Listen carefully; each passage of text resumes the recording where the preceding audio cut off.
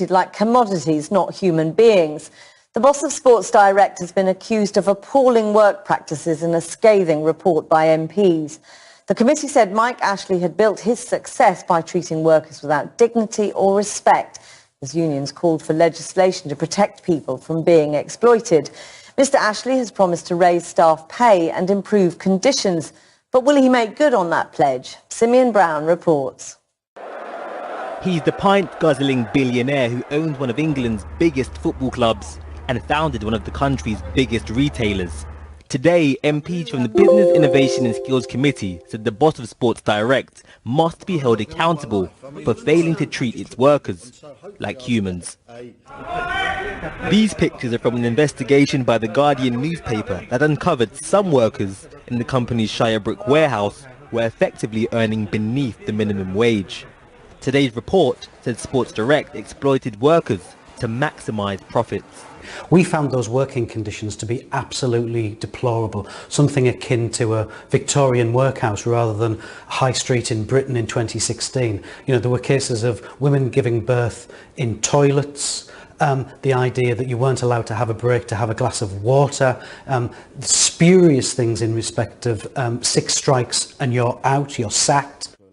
Jordan says he worked at Sports Direct on a 0 hours contract. He told us the struggle to get shifts meant he only made £800 in a year. The way it was pitched and the way it sounded at first, I thought it would be great because it allows me then to pick what I want to work around my studies and around sort of my personal life and let me do things I want to do.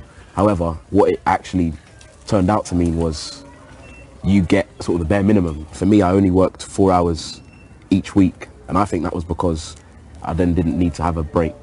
Now, we've spoken to many people who claim they've had the same experience working at Sports Direct. They allege first-hand experience of many of the issues the Business Committee found in their report. They spoke about the low pay and the inconsistent shift patterns. They spoke about feeling coerced by this company. A statement from Sports Direct said, "We will study the contents of the committee's report very carefully.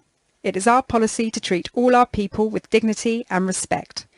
We are pleased to see that the committee has recognised Mike Ashley's commitment to engage in addressing any shortcomings in the working practices at Sports Direct."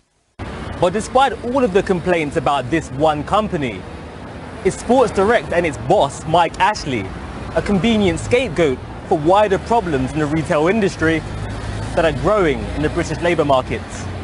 More and more companies in the UK employing 0 hours contracts, paying the very, very minimum wage that they are allowed.